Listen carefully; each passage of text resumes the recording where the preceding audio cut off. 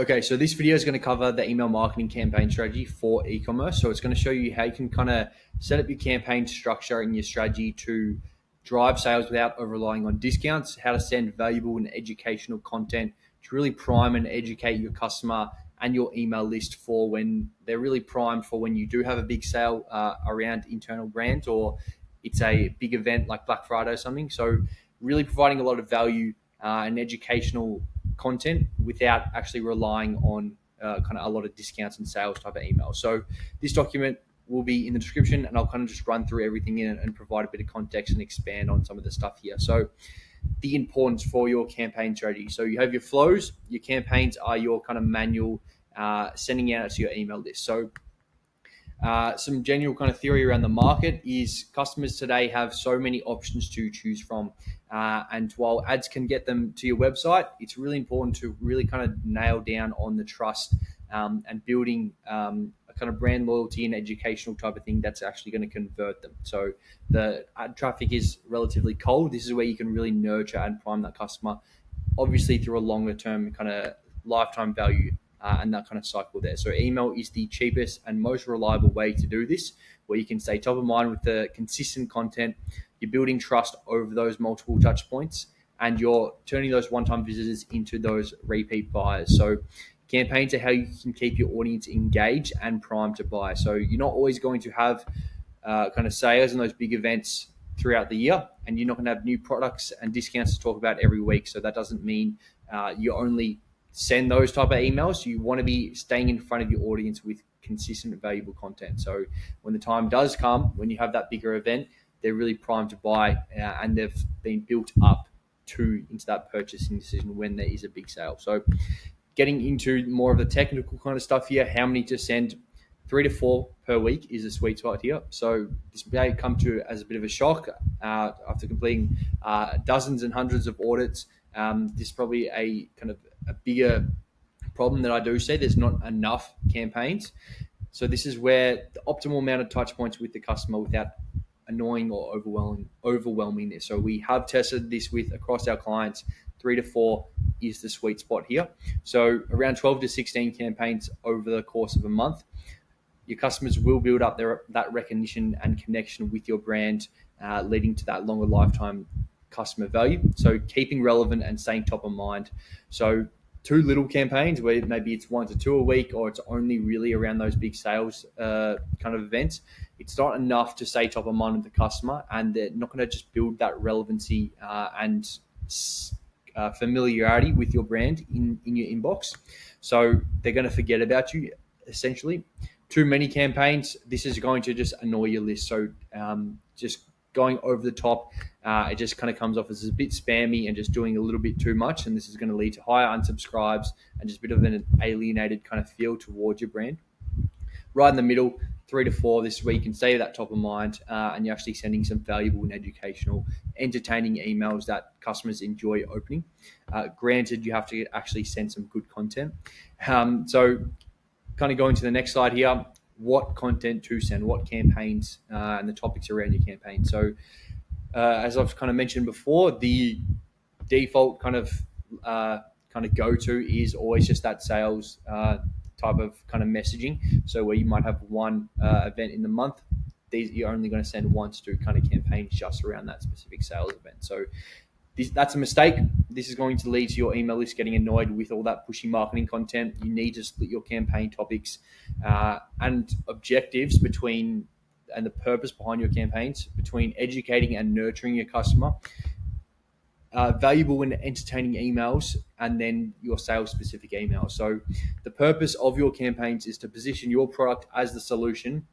And then when you do lead up to that bigger sale for the month, your campaigns have done all the work in hindsight and built them up, primed them, and really got the customer ready to buy when you do have that sale, that drop. And it's not just per se, you're sending all these educational content, you're not getting any sales from this as well, and then they're just waiting for that discount. You're going to get those sales by providing that valuable and that educational content. It's just the general kind of theory around priming that customer over the longer term, sending them that valuable content. So over discounting, again, kind of going off the default setting to sales and launch type of campaigns, product-based kind of campaigns. It's very kind of pick me messaging, over discounting and relying on this perceives your brand as kind of very needy and can lead to customers either always expecting your discounts, which is never a good thing for your margins, or they're just kind of a bit turned off from all your kind of sales and pick me type of messaging. So always looking after your margins as well by not always just relying on your discounts, which is another kind of benefit there. So the solution, the educational content. So positioning your product as a solution, you're educating them on how it works, behind the scenes type of content, and how it actually solves this problem. You're providing insight into what makes your product so great. Sending this type of content focuses on one key focus or that unique selling point. So it's just selling your brand without needing for all this kind of pick me messaging here. Granted, this isn't to, as you're kind of understanding now, when to include sales campaigns, not to throw these out the window completely. So it's common for brands to either only send 1 to 4 discount sales campaigns per month, or all of their campaigns are just sales and discount style emails. So these are great. The key is to support this through that educational content, so they're primed for your big sales campaign. And so around every 1 to 3 months, depending on the margins and the specific kind of niche here, that specific sale period can be around key retail dates, internal events, stock clearance, industry-related, National Cupcake Day, for example, 5-year anniversary, founder's birthday, etc. And then these are kind of where you can kind of play around with your sales and type of events in your calendar. So some examples for your educational kind of campaigns here and the sales as well. So what you can kind of do is extend this out over a longer period of time, rather than just kind of when you have a big sale, you're just sending it, blasting your whole list. You can actually get a bit more strategic here, and will have a better impact where you could introduce a teaser, an announcement of the specific event, reminder, and urgency. Stock's running low, customers are buying it all up, then a last chance. In terms of the education awareness type of campaigns, these are a ton that you can kind of choose from here. So specific product benefits, how to best use the product, kind of educational tips and tricks there. Behind the scenes, how it's made, comparing it with competitors, industry insights, behind the scenes, myths and facts, customer reviews, success stories, addressing common FAQs, sneak peeks, thank you emails, more so personalized from the founder, tips and tricks, materials and ingredients, what actually goes into the product, what to expect coming up over the next 30 days, lifestyle tips, product launches, social media, founder emails, as I said, 3 tips for specific lifestyle kind of relation to the product, best sellers in the certain month, and kind of playful kind of content around industry memes, things like that. So these are a bunch that you can kind of choose from, and there's so many different kind of examples as well.